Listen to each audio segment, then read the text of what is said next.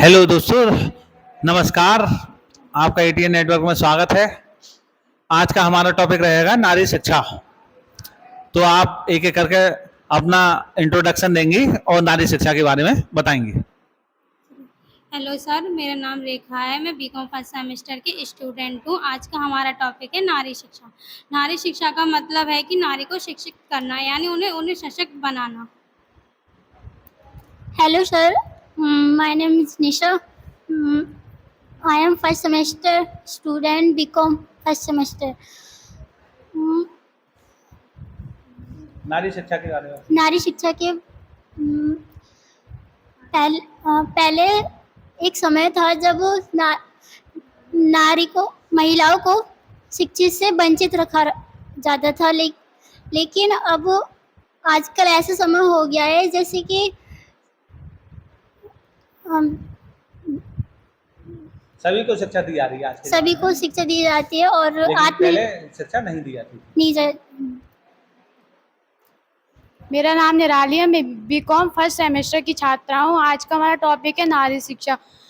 नारी शिक्षा महिलाओं के लिए बहुत ही आवश्यक है। इससे वो अपने भविष्य में लक्ष्य प्राप्ति कर सकती हैं और अपने बच्चों को अच्छे से पढ़ा सकती हैं।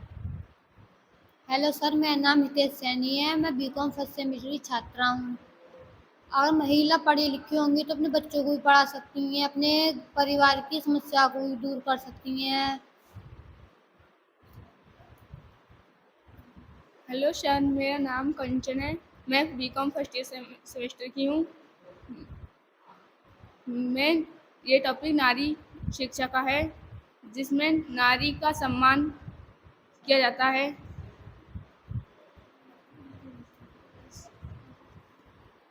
Hello sir, my name is Gudiya Sharma. I reading BCom first semester. आज का हमारा टॉपिक है नारी शिक्षा, यानी कि नारी को शिक्षा दिलाना। नारी को शिक्षा दिलाना क्यों जरूरी है? क्योंकि उसकी आर्थिक एवं सामाजिक दोनों ही रूप से नारी मदद करेगी। हाँ, तो अब आप नारी शिक्षा का इतिहास बताइए कि अब तक नारी शिक्षा कैसी रही। सर, अब तक नारी शिक्षा के इतिहास में ये था कि पहले के टाइम पे लड़कियों को पढ़ाया नहीं जाता था, उन्हें रोका जाता था। लड़का और लड़की में भेदभाव करा जाता था कि लड़की पढ़ नहीं सकती, लड़का पढ़ सकते हैं, ताकि मतलब उन्हें चूल्हा चौकी में ही रखा जाता था और जल्दी शादी कर दी जाती थी। और आज की स्थिति में ये है कि नारी पढ़ भी रही हैं और आगे भी बढ़ रही हैं। पहले क्या होता था कि पहले लड़कियां आगे नहीं बढ़ती थी। पहली भारत की महिला थी, क्या कहते हैं, सावित्री फूलोबाई। उन्होंने पहला स्कूल खोला, मतलब शिक्षा का, लड़कियों के लिए, और उन्होंने ही संघर्ष किया लड़कियों का आगे बढ़ाने के लिए।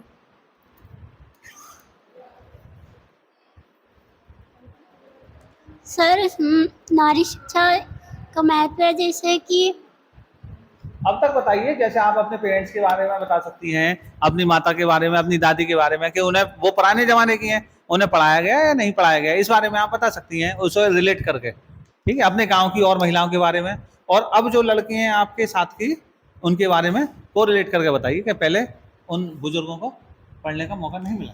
इस तरीके सर, से मेरे घर में, हमारे परिवार में सब शिक्षित, नारी शिक्षित हैं। जैसे मेरी सिस्टर भी नारी शिक्षित, मतलब वो भी पढ़ रही है, और मेरी जो सिस्टर, दोनों सिस्टर पढ़ रही हैं, और मेरे माँ थी, मेरी माँ थी, वो भी पढ़ी हुई है हाई स्कूल।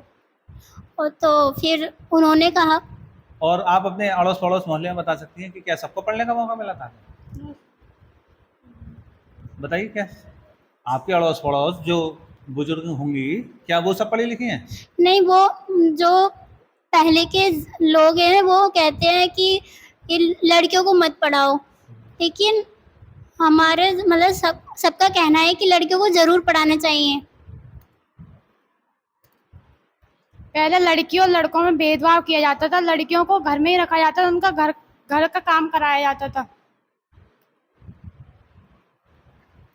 पहले लड़कियों को नहीं पढ़ाया जाता था, पर अब पढ़ाते हैं लड़कियों के लिए। अपने बारे में भी कोलेट कर सकते हैं, अपनी फैमिली के बारे में, कि मेरी माता जी को, मेरी अम्मा जी को पढ़ाया गया, मौसी मौसा वो होंगी, मामी होंगी, क्या उन्हें पढ़ाया गया? मम्मी नहीं, पहले नहीं पढ़ाया जाता था, पर आजकल सब पढ़ाते हैं लड़कियों के लिए भी।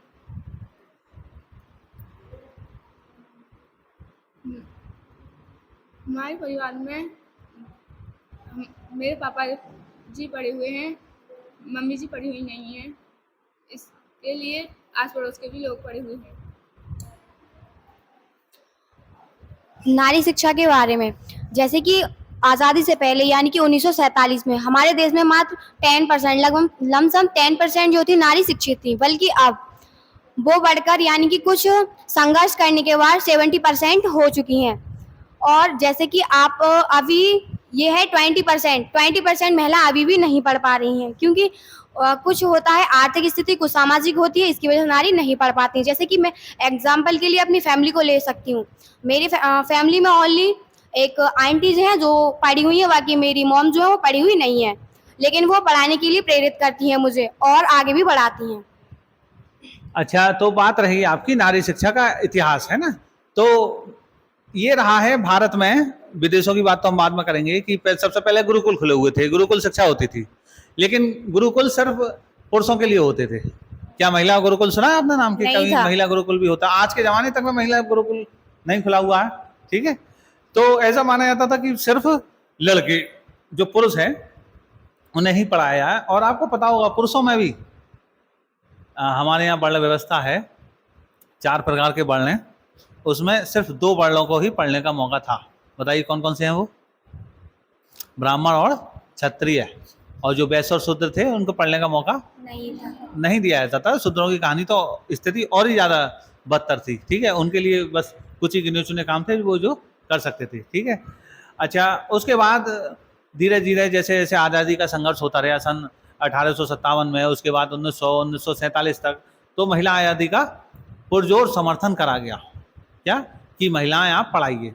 तो उस ज़माने में जो ये ज़्यादा रईस ख़ानदान के थे उनकी महिलाएं भी कुछ पढ़ी हुई हैं, थी मतलब, ठीक है, लेकिन आम जनता पढ़ी हुई नहीं थी। आम जनता की महिलाएं पढ़ी हुई नहीं थी, यहाँ तक कि आम जनता के पुरुष भी पढ़े हुए नहीं थे, क्योंकि हमारे यहाँ गरीबी और अंग्रेजों का प्रकोप इस तरीके से था कि लूटना, तो पुरुष भी नहीं पढ़ पाए उस कारण।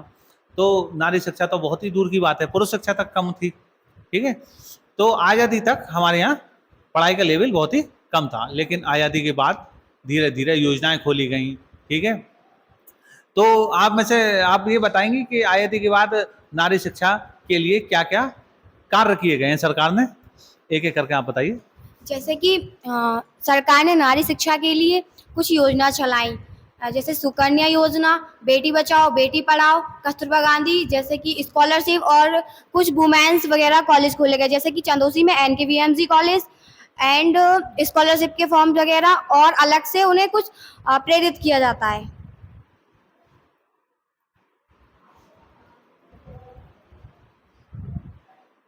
सरकार द्वारा सर्व शिक्षा अभियान भी चलाया गया था, जिसमें सबको शिक्षा का अधिकार था। अधिकार दिया गया, जिससे कि सब भी गर्ल्स और क्या कहते हैं बॉयज़ के दोनों को समान अधिकार दिया गया था, यहाँ तक कि कॉलेजों में भी, और उनके लिए समान ही भेदभाव करने के लिए प्रबंध करे गए थे।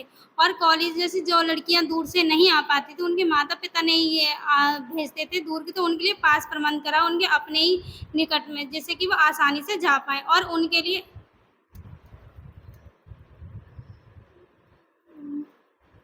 बताइए देश के मतलब आज़ादी के बाद अब तक नारी शिक्षा में क्या देखती हैं आप? अड़ोस पड़ोस में कुछ तो देखती होंगी कि कहाँ स्कूल खुला, क्या स्कूल में सच में चल रहा है। मेन चीज़ तो टॉयलेट वगैरह का प्रबंध होता है, ठीक है, वो महिलाओं के लिए बहुत ही ज़्यादा दिक्कत करता है, पुरुष का तो कुछ नहीं है। समझ बात को? क्या ऐसा है आपके यहाँ अड़ोस पड़ोस में यस। स्कूल है? हाँ, हमारे गांव में है कॉलेज। है, स्कूल चलता है बाकायदा, टीचर हाँ। आते हैं? हाँ, सरकार ने मतलब बहुत नियम लागू किए हैं, जैसे बेटी पढ़ाओ बेटी बचाओ है, और बहुत सारे कॉलेज स्कूल भी खोले हैं, वुमेन कॉलेज भी खोले हैं। चलो अच्छा है। तो नारी शिक्षा का 1947 के बाद बहुत आमूल चूल परिवर्तन करने की कोशिश करी गई सरकार के द्वारा। अब वो कहाँ तक कामयाब रही नहीं रही, वो योजनाएं लागू करने वालों के ऊपर डिपेंड है। कुछ हमारे यहाँ भ्रष्टाचार भी आती है, जिसकी वजह से आधी योजना तो कागजों में ही रह जाती हैं, ठीक है। इसमें आपको लगता है कि मिड डे मील जो योजना चली, वो आप में से किसी ने नहीं बताया, तो मिड डे मील योजना जो है, आप भी क्या मिड डे मील से आए हैं, पढ़ गए मिड डे मील वाले स्कूल से? आप या आप कॉन्वेंट स्कूल से पढ़े हैं, इंग्लिश मीडियम से? गवर्नमेंट कॉलेज में हाँ मिड डे मील की योजना लागू हुई होगी, आपके सामने मिड डे मील आता होगा, चाहे वो आपकी क्लास को ना मिलता होगा, छोटी क्लास को मिलता होगा, ठीक है। तो मिड डे मील से क्या आपको क्या लगता है कि मिड डे मील से क्या प्रभाव पड़ा नारी शिक्षा पर? उनसे उनके लिए मतलब उनके लिए स्कॉलरशिप जो मिलती थी, तो उनके लिए जो उनकी कॉपी किताब और यूनिफॉर्म वगैरह जो होती थी, उनके लिए उनकी सहायक हो जाती थी, और जो फीस वगैरह जो मतलब उनके घर वाले नहीं दे पाते थे, वो दे देते, मतलब उससे सहायक हो जाती थी। उन्हें सहायता मिल जाती थी, मतलब पढ़ने के लिए कि दिक्कत होती पढ़ने के लिए गरीब लोगों को, जो भी अपनी लड़कियों को पढ़ा नहीं सकते थे। कुछ लोग गरीब होते हैं तो अपनी बेटियों को पढ़ा नहीं पाते हैं, तो उनके लिए छात्रवृत्ति की योजना बनाई गई थी, जिसमें उन्हें रुपए दिए जाते थे किताबों के लिए, यूनिफॉर्म के लिए।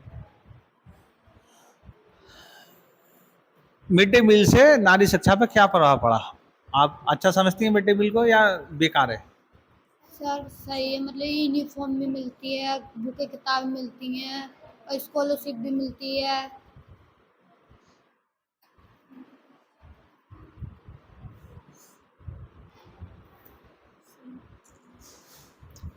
ये योजना मिड डे मील जो है, इससे मतलब कि काफ़ी लाभ होगा। जैसे कि आप कुछ परिवारों की आर्थिक स्थिति ठीक नहीं होती है और वो अपनी बेटियों को नहीं पढ़ा पाते हैं, इसके लिए सरकार जब उनके लिए स्कॉलरशिप देगी तो वो अपनी बेटियों को पढ़ा पाएंगे। एंड जो अच्छा। भी सुविधाएं अच्छा देखिए, गांव में आप बताइए ज़्यादातर गरीब हैं या अमीर हैं? ज़्यादा पॉपुलेशन किसकी है, गरीब की अमीर की? जो अमीर होगा वो तो अपने बच्चे को कहाँ पढ़ा लेगा, या प्राइवेट स्कूल में या इंग्लिश मीडियम स्कूल में, या अब तो ये सिस्टम चल गया गांव में कि जिसमें थोड़ा पैसा हो गया वो तुरंत छोड़ के शहर को आ गया, ऐसा देखा होगा आपने, या नज़दीक के शहर में आ गया और अच्छे स्कूलों में अपने बच्चों को पढ़ा रहे हैं, ठीक है। मेन बात आती है गरीबी, क्यों? क्योंकि हमारे यहाँ गरीबी अभी भी चरम पर है और आज़ादी के बाद भी चरम पर थी, ठीक है, जब आज़ाद हुआ था देश। तो भूख एक ऐसी चीज़ होती है जो ना गरीबी देखती ना अमीरी देखती, ठीक है। जब बच्चा जो है सुबह स्कूल को आएगा, ठीक है, घर से जो कुछ होगा वो खा पी के आएगा, लेकिन 3-4 घंटे स्कूल में रहना है, 12-1 बजे तक तो स्कूल होता है, सुबह 7 से 12-1 बजे तक। तो बच्चे को क्या लगती थी? भूख। तो बच्चा जो आधे स्कूल में ही छोड़ के घर चले जाता, या वो उस भूख को मिटाने के लिए कुछ और काम करता था, ठीक है। आप मिड डे मील की पूरी कहानी पढ़िए यूट्यूब पर कि कहाँ से स्टार्ट हुआ, क्यों हुआ। वो इसी रीजन से हुआ था कि उन्होंने देखा कि एक जो है बच्चा स्कूल नहीं आकर भैंस चरा रहा है, उससे पूछा भैंस क्यों चरा रहे हो, तो वो कहा मुझे पैसे मिलेंगे, खाना मिलेगा। तो बोले चल तेरा खाने का ही व्यवस्था करा देता हूँ स्कूल में, समझ बात को। तो उस तरीके से मिड डे मील की स्टार्ट हुआ था। कैसे? कि तुम्हारे बच्चे के खाने का प्रबंध, दोपहर के खाने का प्रबंध हम कहाँ करा देंगे? स्कूल में करा देंगे, तू भागे मत, मतलब स्कूल छोड़ के न जा, समझ बात आपको। इस तरीके से मिड डे मील स्टार्ट हुआ, लेकिन आज वो मिड डे मील कारगर साबित हुआ है। क्यों? क्योंकि गरीब जो घर के बच्चे थे जो बीच में छोड़ के चले जाते थे, ठीक है, अब उसमें भी आ जाती है नारी, क्योंकि हमारा टॉपिक है नारी शिक्षा, ठीक है। तो नारी शिक्षा का मिड डे मील पे प्रभाव पड़ा है। क्यों? क्योंकि भूख तो नारी को भी लगेगी, लड़की को भी लगेगी जो स्कूल में पढ़ रही है, ठीक है। उसके स्कूल में खाने का प्रबंध हो गया, ठीक है। खाने की गुणवत्ता का दूसरा हिसाब है कि गुणवत्ता अच्छी है या नहीं है, तो उसके लिए चेकिंग व्यवस्था बैठा ली गई है, ठीक है, कि चेक करेगा कोई व्यक्ति जाके के खाने का सिस्टम बढ़िया है या नहीं है, या खराब है। तो नारी शिक्षा में मिड डे मील का उपयोग अच्छा खासा रहा है। कस्तूरबा गांधी एक छात्रावास नाम से खोला गया था, उसका भी क्या महत्व था कि जिनके घर के आसपास स्कूल नहीं है, गरीब हैं, दलित हैं, आदिवासी हैं, तो क्या खोला गया उनके लिए? एक ऐसा छात्रावास जिसमें लड़कियां ही लड़कियां हैं। क्यों? क्योंकि ऐसा छात्रावास होगा जिसमें लड़के भी होंगे तो कोई भी घर वाला नहीं छोड़ेगा। क्यों? क्योंकि अभी भी हमारे यहाँ रूढ़िवादी तो चल रही है। उनका ये मानना है कि अगर लड़की लड़कों वाले छात्रावास में रहेगी तो वो मतलब सिस्टम सही नहीं रहेगा, लेकिन इसीलिए सरकार ने क्या करा, लड़कियों के लिए अलग ही छात्रावास खोल दिया। उससे भी नारी शिक्षा पर प्रभाव पड़ा है ना। अब जब आज़ादी के बाद आया एक सर्व शिक्षा अभियान, क्या आया था?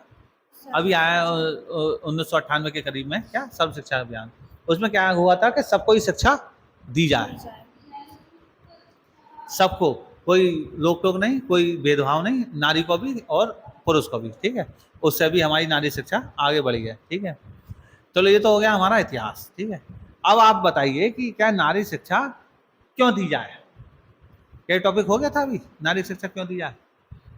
ये नहीं हुआ है, तो आप बताइए कि नारी शिक्षा क्यों दी जाए, क्यों महत्वपूर्ण है, बताइए, क्या बताइए। नारी शिक्षा यानी कि नारी जो है वो आर्थिक और सामाजिक दोनों ही जगह को कंट्रोल कर सकती है। यानी कि अगर नारी शिक्षित होगी तो अपनी फैमिली को आराम से चला सकेगी एंड सामाजिक के लिए भी वो डिस्कस ले सकेगी और आत्मनिर्भर हो सकेगी। अगर वो खुद के लिए भी अगर खड़ी होगी, अधिकार ले सकती है अपने। अगर उसके घर में कोई भी उसके साथ हिंसा हो रही है, घरेलू हिंसा, या फिर कोई बाहर उसके साथ उसके सेल्फ रेस्पेक्ट को मतलब कि क्षति पहुंचाने की कोशिश कर रहा है, तो उसके लिए भी वो बच सकती है और उसके कोई केस वगैरह वो भी कर सकती है। अगर नारी शिक्षित होगी तो वो सामाजिक बुराइयां जैसे दहेज प्रथा, बाल विवाह, इन सब के खिलाफ लड़ सकती है। हाँ, इसमें दहेज प्रथा भी है कि बहुत सारे पुरुष अपने लड़कियों को इसलिए भी नहीं पढ़ाते थे कि दहेज तो देना है ही, चाहे पढ़ाएं या ना पढ़ाएं, तो फिर पढ़ा के ही पैसे क्यों बर्बाद करें। लेकिन जब लड़की पढ़ गई, डॉक्टर बन गई, इंजीनियर बन गई, ठीक है, IAS PCS बन गई, तो क्या वो दहेज देती है? नो सर, दहेज है की ना, फिर उससे जमीनी मतलब स्तर कोई पर कुछ और चीज है, फिर भी दहेज जाता है, ठीक जाता है, पर लेकिन सर ये है उसे- कि वो लड़की अगर खुद से मतलब अच्छा लड़का ढूंढ लेती है तो दहेज फिर वहाँ नहीं आता। कहने का मतलब ये है कि पढ़ाने से ये फायदा हो जाता है कि कम से कम उसकी फैमिली अच्छी चल जाएगी, चाहे दहेज की बात तो अलग है, फिर वो इतना दहेज कमा लेगी 2-4 साल में, ठीक है, अच्छी नौकरी लग जाएगी कि खुद ही वो दहेज कमा लेगी, ठीक है। जी। बताइए नारी शिक्षा क्यों जरूरी है? सर, नारी शिक्षा इसलिए भी ज़रूरी है कि लड़की अपनी खुद की ज़िंदगी जीने के लिए, यानी वो शादी से पहले अपने माँ बाप के घर भी अगर उसे कोई समस्या हुई आगे बढ़ने में, या फिर कहे कि हाँ कि हम तुम्हारा खर्चा नहीं दे पाएंगे, अगर वो पढ़ी लिखी हुई तो शादी से पहले भी अपना खर्चा उठा सकती है, और शादी के बाद भी अगर उसका पति अगर उसे खर्चा ना दे या फिर उसकी ज़रूरतों को पूरा ना कर सके, तो अगर वो पढ़ी लिखी होगी तो वो अपनी ज़रूरतें पूरी कर सकती है, आत्मनिर्भर बन सकती है। नारी शिक्षा मतलब परिवार में जो भी मतलब अत्याचार होते हैं नारी के साथ, वो जब शिक्षित होगी, महिलाएं शिक्षित होंगी तो अपने परिवार में अपनी आवाज अत्याचार उठा सकती सहने है, नहीं अपने ऊपर हुए अत्याचार को वो सह नहीं सकती। सह नहीं सकती, मतलब उस पर एक्शन लेगी। अगर नारी शिक्षित होएगी तो अपने परिवार को भी पढ़ा सकती है, अपने बच्चों को भी पढ़ा सकती है। अगर नारी शिक्षित नहीं होगी तो उसका परिवार मतलब अनपढ़ रह जाएगा। ठीक है, बहुत बढ़िया। तो नारी को पढ़ाना महत्वपूर्ण है, ठीक है। नारी, आप ऐसे 2-4 एग्जाम्पल दे सकते हैं जो गरीब घर की लड़कियों ने पढ़ लिख के अपना नाम रोशन किया हो? जैसे कि सर दिव्या तोमर अभी ही IAS बनी है। एक बहुत ही गरीब, उनके फादर है वो भी नहीं है, लेकिन उनकी मॉम ने ही बस घर घर जाके जो भी उनका था काम करके उन्होंने अपनी बेटी के लिए आगे बढ़ाया है और वो खुद भी आगे बढ़ी है। और एक आधा एग्जाम्पल आपके अड़ोस पड़ोस में कोई ऐसी हैं जो गरीब घर से पढ़ी हो? ऐसे अगर ऐसा होता है ना कि गरीब घर में पढ़ी, अच्छी नौकरी लग गई, तो उनके ताने मतलब उनके एक शाबाशी तो कई कई गांव तक जाती है कि उस गांव में लड़की थी, वो पढ़ लिख के ऐसी बन गई, मतलब अच्छी बन गई, इतने रुपए कमा रही है, तुम देखो तुम भी करो ये काम। है कोई आपके अड़ोस पड़ोस में? नहीं है ऐसे? तो फिर ऐसी आप बनना, समझ लो, तो आप नाम रोशन करके पढ़ लिख के, ठीक है। सर, हमारे एक मोहल्ले के पड़ोस के गांव में एक गांव है, उसमें एक लड़की है, उसके पापा नहीं मम्मी थी, मजदूरी कर रही थी, लेकिन वो अपनी पर बिना कोचिंग के अपनी मतलब खुद तैयारी करती थी, फिर उसके बाद उसकी पुलिस में जॉब लगी थी। Very good. सर एक दिव्या तंबर थी, वो मतलब उसके हरियाणा की, तो फिर वो उसके पापा थे जो बचपन में ही गुजर गए थे, और उसकी माँ थी एक मतलब हाँ, मतलब ऐसे एग्जाम्पल बहुत हैं इस देश में भी कि जो बहुत ही गरीब घर से निकली और उन्होंने अपना करियर अच्छा करियर बनाया, ठीक है, नाम रोशन करा, Yes. गांव का भी और देश का भी, ठीक है। देश की रक्षा। आपको क्या लगता है कि सरकार नारी शिक्षा के लिए, क्योंकि अभी भी इन्होंने बताया लगभग 70% नारी शिक्षित हैं, 30% अभी भी घर में बैठी हैं, उनके लिए सरकार क्या उपाय करे जो ये आंकड़ा 70 से बढ़ के 100 तक पहुंचे? गांव में रैलियां निकाली जाए, नारी शिक्षा के बारे में बताया जाए। और सर जिस गांव में मतलब किसी कुछ क्षेत्र ऐसे पड़े हैं जिसमें क्या कहते हैं कॉलेज पास में नहीं है, तो उस वजह से भी कुछ फैमिली वाले नहीं भेजने, तो उनके लिए पास में ही शिक्षा का प्रबंध करा जाए, मतलब जिससे कि उन्हें आने में कठिनाइयाँ, दूरी की समस्या ना है और कोई उनके साथ कोई गलत व्यवहार नहीं कर सके, ऐसा भी प्रबंध करा जाए। सर जैसे गाँवों में कॉलेज स्कूल नहीं होते हैं, पढ़ने लिखने की सुविधा नहीं होती है, तो उसकी सुविधा करनी चाहिए। सर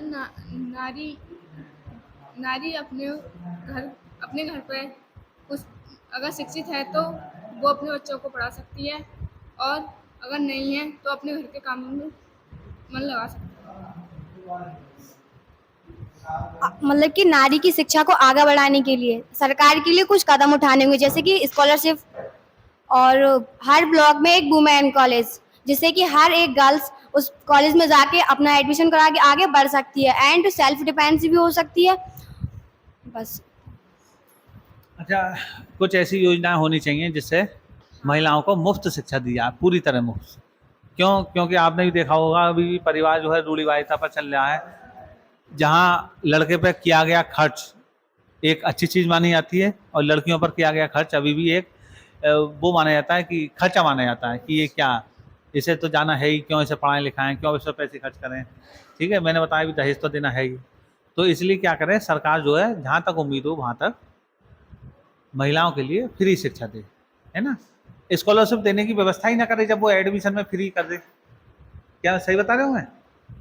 जब जैसे आपका इस कॉलेज में एडमिशन हुआ तो आपसे फीस ली गई कुछ, फिर आपको स्कॉलरशिप दी जाएगी, तो सरकार ऐसी व्यवस्था कर देना कि फीस ही ना ले, आओ और फ्री में एडमिशन लो और पढ़ो, एकदम फ्री।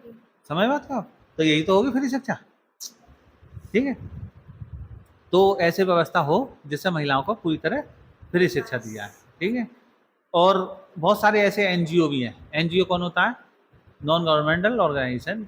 ठीक है, जिससे जो बिना किसी प्रॉफिट के काम करते हैं। क्या करते हैं? बिना किसी प्रॉफिट के, बस वो किसी गांव में जाते हैं और जितनी भी लड़कियां हैं जो स्कूल में नहीं जाती या जो स्कूल में भी जाती हैं तो उन्हें इकट्ठा करके 10 दिन का कैंप लगाते हैं, उन्हें पढ़ाते हैं, फिर वो किसी दूसरे गांव में चले जाते हैं।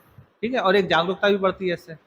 तो पहली चीज़ है हमारी जागरूकता, कि महिलाओं की शिक्षा के प्रति जागरूकता बढ़ाई जाए कि महिला पढ़ेगी तो क्या होगा, महिला पढ़ेगी तो देश बहुत आगे बढ़ेगा। ठीक है, हमारे डॉक्टर बढ़ेंगी, इंजीनियर बढ़ेंगी। ठीक है, अच्छे पोस्ट पर जाएंगे इस तरीके से। ठीक है, और महिलाओं के साधन को भी फ्री कराया जाए, संचार के साधन, आने के माध्यम। जैसे मान लीजिए कि आपने 12th कर लिया अपने गांव के किसी अड़ोस पड़ोस के कॉलेज में, लेकिन डिग्री कॉलेज आपके गांव से दूर है। अब ऐसी व्यवस्था है कि डेली नहीं तो हफ्ते में 4 दिन तो जाना पड़ेगा आपको। ठीक है, अब वो 4 दिन का जाने का किराया मान लीजिए ज़्यादा है, फिर पैसे की कहीं बात आ गई आर्थिक रूप से। क्या कि अगर हम आर्थिक रूप से अच्छी हैं, महिलाएं आपकी मदर आर्थिक रूप से अच्छी हैं, क्योंकि पिता आर्थिक रूप से अच्छे हैं तो उनका यही मानना होगा आप बहुत भाग्यशाली हैं जो आपको स्कूल में भेजा, कॉलेज में भेजा पढ़ने को। और आपके अड़ोसी पड़ोसी ऐसे होंगे जहाँ की लड़कियाँ बिल्कुल नहीं पढ़ रही हैं। 2 रीजन से नहीं पढ़ रही हैं, एक तो मैंने बताया था कि या तो पैसा है ही नहीं, है ना, आर्थिक रूप से कमज़ोर हैं, या आर्थिक रूप से है भी तो उनकी ये सोचने की क्षमता है, कैसे सोचते हैं वो कि लड़की को पढ़ा के क्या होगा। लड़की का कॉलेज दूर है मान लीजिए, उसमें आने का खर्चा होगा, तो या तो पढ़ाई बीच में ही छूट जाएगी या पढ़ाई शुरू भी नहीं होगी। समझ बात को? तो इसलिए क्या कराया है, ऐसी व्यवस्था हो कि लड़कियां अपना आई कार्ड दिखा दें और उन्हें फ्री में आने का रोडवेज में अगर लड़कियां अपना आई कार्ड दिखा दें कॉलेज का, उन्हें फ्री में गांव से चंदौसी लाया जाए, इस कॉलेज लाया जाए, तो लड़कियां ज़्यादा क्लास ले पाएंगी या कम ले पाएंगी? ज़्यादा ले पाएंगी। आप भी अपने गांव से आते हैं, कितने रुपए खर्च होते हैं, कितनी दूर से आते हैं गांव से? मेरे तो 100 होते हैं पूरे 100 रुपये। कौन सा गांव है आपका? करनपुर। कितनी दूर है यहाँ से? यहाँ से तो मतलब होगा 10-20 किलोमीटर तो होगा। ठीक है, तो 100 रुपये डेली खर्च होते हैं, तो आप आने में भी असमर्थ होंगी। क्यों? क्योंकि आपकी इकोनॉमिकल इनकम जो है कम होगी। ठीक है, चलो कोई नहीं, तो ये अच्छा उपाय है एक सरकार का, क्या कि जो स्कूली लड़कियां हैं, स्कूली या कॉलेज की लड़कियां हैं, उन्हें आना जाना मुफ्त में किया जाए, उनकी एडमिशन में फीस न ली जाए, ठीक है। और किताबें वगैरह तो अब लाइब्रेरी खुली हुई हैं, आप वहाँ से किताब ले सकते हैं, ठीक है, ये भी व्यवस्था अच्छी हो गई है। और क्या उपाय है, मतलब उपाय नहीं कि महिला पढ़ेगी तो और क्या क्या अच्छी चीज काम होंगे। एक तो हमारे यहाँ स्पोर्ट्स में भी बहुत कम लड़कियां जाती हैं, पता है आपको? अभी जो ताज़ा ओलंपिक हुए थे उसमें कितनी महिलाओं ने मेडल जीते, बता सकती हैं आप? टोटल 6 मेडल थे, जिसमें मुश्किल से शायद 3 मेडल महिलाओं ने जीते, ठीक है। वो भी महिलाएं, आपको क्या लग रहा है कैसी पृष्ठभूमि की थी, ये आप चेक करना। जिन्होंने भी गोल्ड मेडल जीता है अब तक, क्या वो गरीब पृष्ठभूमि से थी या पैसे वाली पृष्ठभूमि से थी, ठीक है।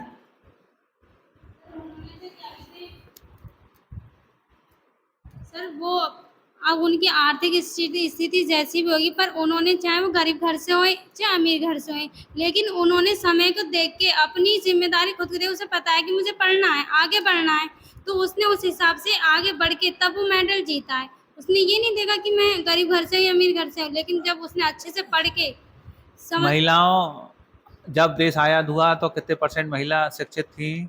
लगभग 10%।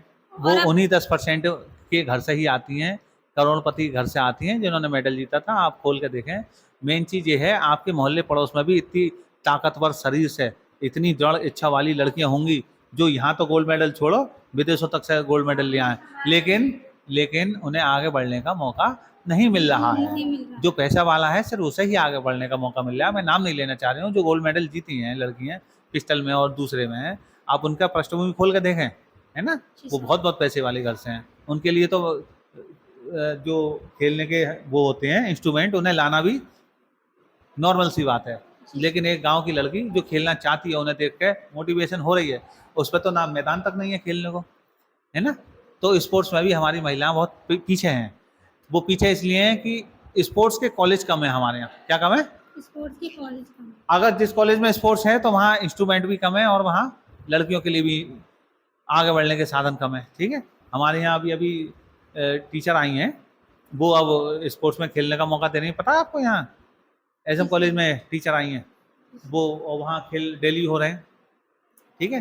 तो इस तरीके से फाइनल कंक्लूजन ये निकलता है कि महिलाओं को आगे बढ़ने के लिए शिक्षा बहुत ज़रूरी है। फाइनली आप जो कुछ कहना चाहते हैं तो कहते हैं कंक्लूजन में महिला नारी शिक्षा के लिए, फिर हम इसे ख़त्म कर देंगे। हमें अपनी सोच को बदलना होगा, नारी शिक्षा को बढ़ावा देना होगा।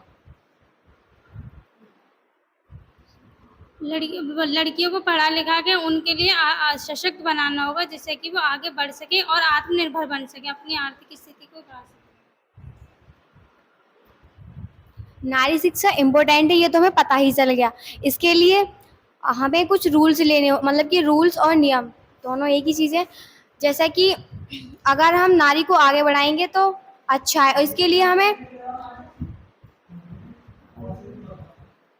ठीक है, धन्यवाद। आपके उज्ज्वल भविष्य की हम कामना करते हैं।